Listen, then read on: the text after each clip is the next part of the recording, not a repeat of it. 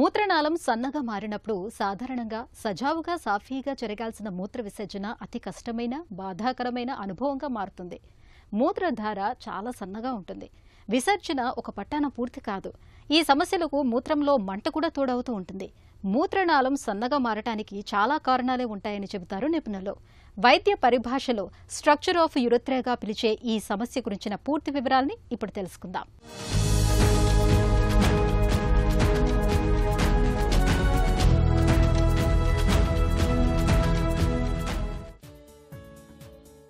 వయసు పైబడ్డ వారిలో మూత్రగండాలు సహజం.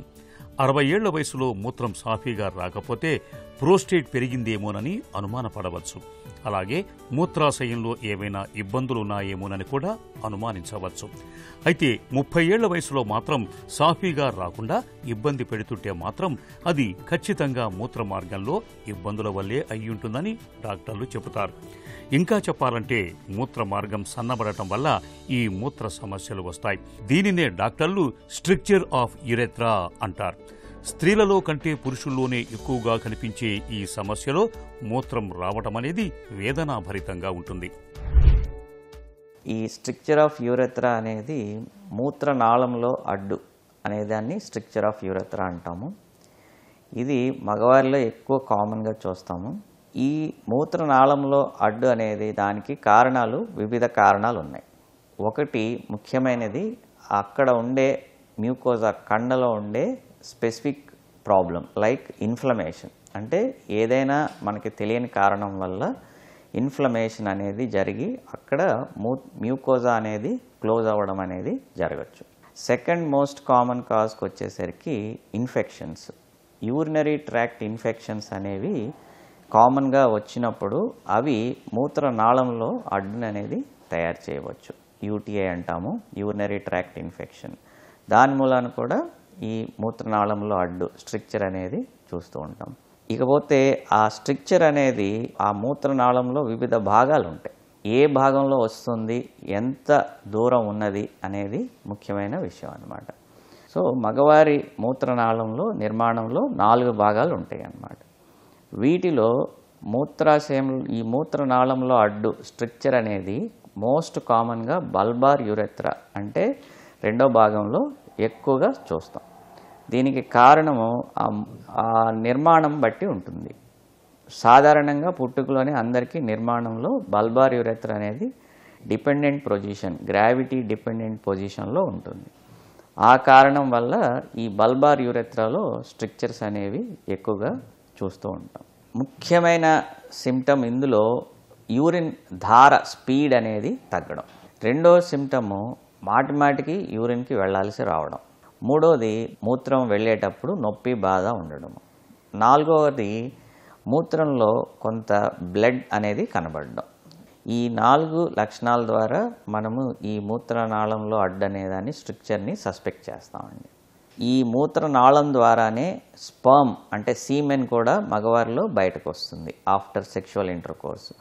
సో ఆ స్పర్మ్ వచ్చే దారి కూడా అడ్డు ఏర్పడడం వల్ల పిల్లలు కూడా కలగకపోయే అవకాశం కొంతమందిలో చూస్తాం. 3వది ఈ మూత్రనాళంలో అడ్డు కంప్లీట్గా ఎక్కువైనప్పుడు దారి అనేది సైడ్స్కి వెళ్ళి ఫిస్టులాస్ ఫామ్ అవడం. అంటే చర్మం మీద ఏదో ఒక భాగంలో మూత్రం ఓపెన్ అయ్యి అక్కడి నుంచి కంటిన్యూస్గా యూరిన్ అనేది లీక్ అవ్వడం అనేది యూరినరీ ఇన్కాంటినెన్స్ అంటాము. అలాంటిది కూడా జరగచ్చు. ఈ మూత్రనాళంలో అడ్డుకి ముఖ్యమైన ఇంపార్టెంట్ పరీక్ష అండి రెట్రోగ్రేడ్ యూరెథ్రోగ్రామ్ అంటామండి.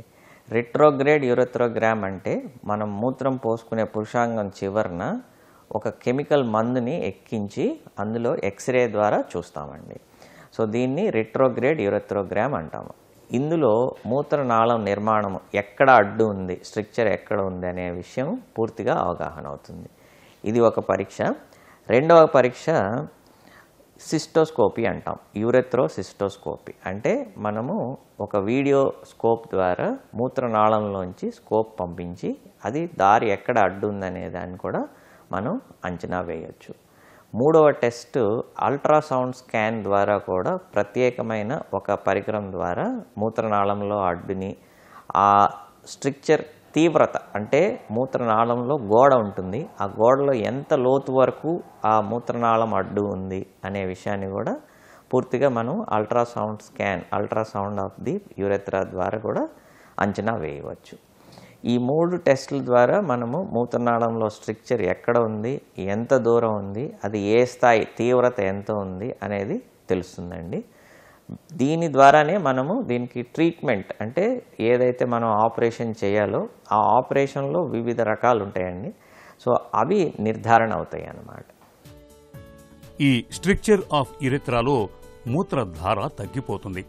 మూత్రం పోయటం బాధాపూరితంగా ఉంటుంది. మూత్రంలో 2 ధారలు కనిపిస్తాయి. మూత్రం చుక్కలు చుక్కలుగా వస్తుంది.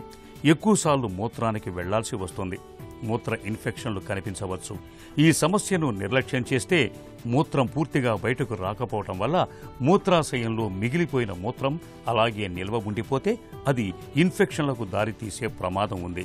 దీనివల్ల కిడ్నీలు, మూత్రాశయం, ప్రోస్టేట్ ఇన్ఫెక్షన్లు తరచుగా కనిపిస్తూ ఉంటాయి.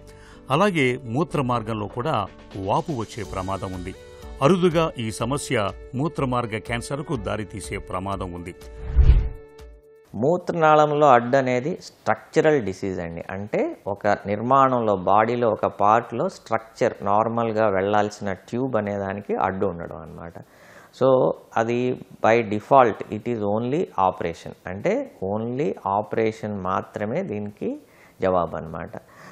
ఆపరేషన్లో 2 రకాలు ఉన్నాయండి బ్రాడ్గా తీసుకుంటే.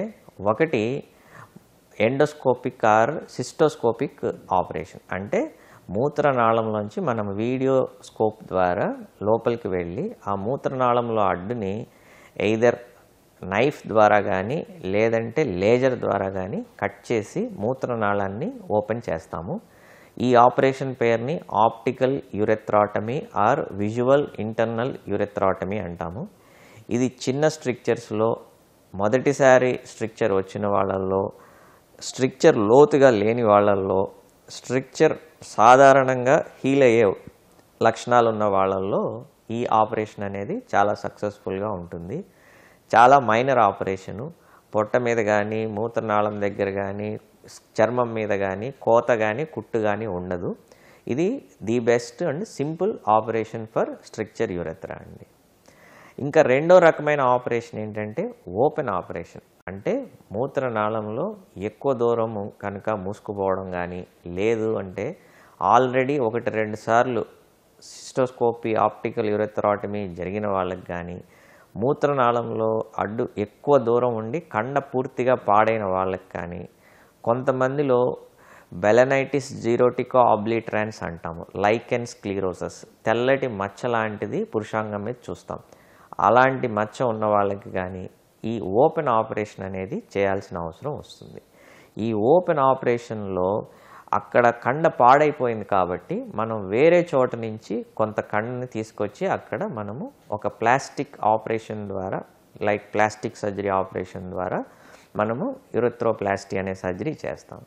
ఆ కండని సాధారణంగా నోటి లోపల బుగ్గ నుంచి కానీ సైడ్ బుగ్గ నుంచి కానీ పెదమ నుంచి కానీ తీసుకుంటాం. దీన్ని బక్కల్ మ్యూకోజల్ గ్రాఫ్ట్ అంటాము. అక్కడ నుంచి కండ తీసుకొని ఈ మూత్రనాళం ఎక్కడైతే పాడైందో ఆ భాగంలో దాన్ని అమర్చి ఆ మూత్రనాళాన్ని నార్మల్గా వెడల్పుగా చేసి మూత్రము స్మూత్గా వచ్చేలాగా చేస్తాము. ఈ ఆపరేషన్ పేరు బక్కల్ మ్యూకోజల్ గ్రాఫ్ట్ యూరెథ్రోప్లాస్టీ అంటాము.